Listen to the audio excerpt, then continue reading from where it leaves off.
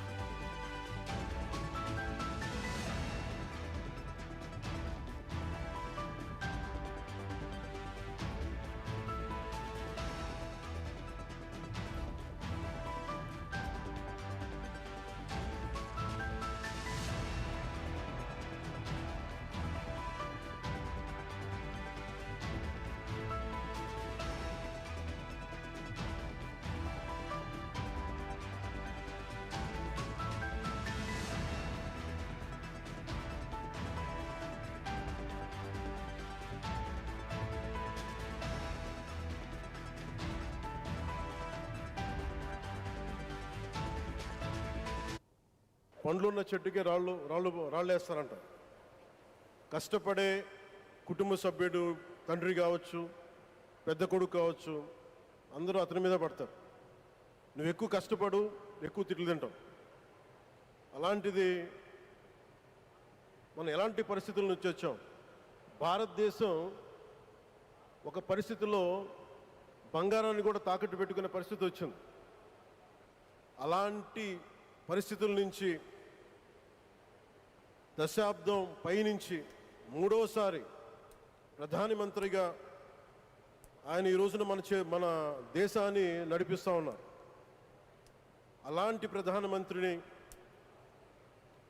చాలామంది ఆయన మీద మాట్లాడుతూ ఉంటే, ఆయన్ని అనకూడని మాట్లాడుతూ ఉంటే నా గుండె కదిలించేసింది.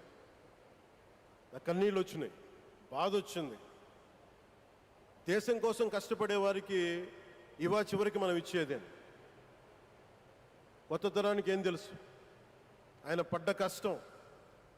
ఒక్కరోజు కూడా సెలవు తీసుకోలేదు మన ప్రధానమంత్రి గారు.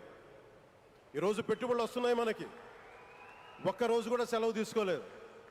శత్రు దేశాలు, మన అభివృద్ధికి ఈర్ష్యపడే పశ్చిమ దేశాలు, వీటన్నిటినీ తట్టుకొని ఒకవైపు విదేశాల్లో ఉండే శత్రువులతో పోరాడాలి, దేశాన్ని అభివృద్ధి పదంలో తీసుకెళ్దామంటే అంతర్గత శత్రువులతో పోరాడాలి.